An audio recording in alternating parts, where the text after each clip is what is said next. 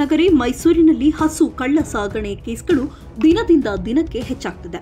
ಮೈಸೂರಿನ ಅಶೋಕಪುರಂ ಠಾಣೆ ಪೊಲೀಸರು ಮಿಂಚಿನ ಕಾರ್ಯಾಚರಣೆಯನ್ನ ನಡೆಸಿದ್ದು, ಗೂಡ್ಸ್ ವಾಹನದಲ್ಲಿ ಕದ್ದೊಯ್ಯುತ್ತಿದ್ದ 4 ಹಸುಗಳನ್ನು ರಕ್ಷಣೆ ಮಾಡಿ 3 ಆರೋಪಿಗಳನ್ನು ವಶಕ್ಕೆ ಪಡೆದಿದ್ದಾರೆ.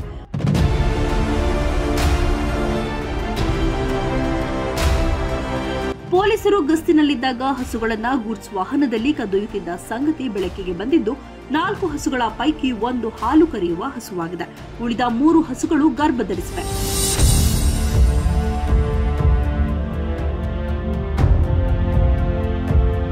ಹಸುಗಳನ್ನ ಎಲ್ಲಿ ಕಳ್ಳತನ ಮಾಡಲಾಗಿದೆ, ಕಳ್ಳತನ ಮಾಡಿದ ಹಸುಗಳನ್ನ ಎಲ್ಲಿಗೆ ಕೊಂಡೊಯ್ಯಲಾಗುತ್ತಿತ್ತು ಎಂದು ಮಾಹಿತಿಯನ್ನ ಕಲೆ ಹಾಕುತ್ತಿರುವ ಪೊಲೀಸರು ಆರೋಪಿಗಳಿಗೆ ಪ್ರಶ್ನೆಗಳ ಸುರಿಮಳೆಗೈದಿದ್ದಾರೆ.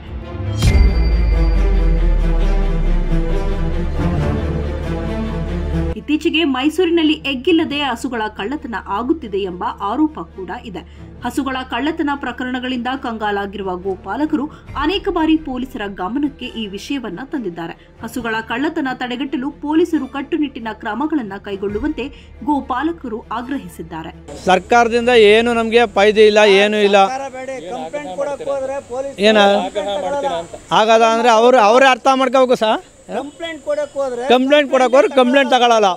ನಾವು ಕುವೆಂಪುನವರದ ಸ್ಟೇಷನಲ್ಲಿ ಕೊಟ್ಟಿದ್ದೀವಿ, ನಮ್ಮದು ಅರ್ಥ ಐತೆ. ನಮ್ಮದು ಹೋದಾಗ ಅವ್ರು ಅಂದರು ಕ್ಯಾಮ್ರಾ ತೆಗಿಸ್ತೀವಿ ಅಂದರು, ಎಲ್ಲ ಬಂದರು, ಕ್ಯಾಮ್ರಾ ತೆಗಿಸ್ರು, ಎಲ್ಲ ತಂದರು. ಏನು ನಮಗೆ ಅನುಕೂಲ ಆಗಿಲ್ಲ. ದೂರ ತಗೊಂಡಿಲ್ಲ, ನಮಗೂ ಏನು ಬಂದಿಲ್ಲ ಪದಾರ್ಥ ಇವತ್ತರೆಗೂ. ಯಾರ್ಯಾವಾಗ ಬರ್ತದೆ, ಏನೇನು ಮಾಡ್ತಾವ್ರೆ ಗೊತ್ತಾಯ್ತಲ್ಲ.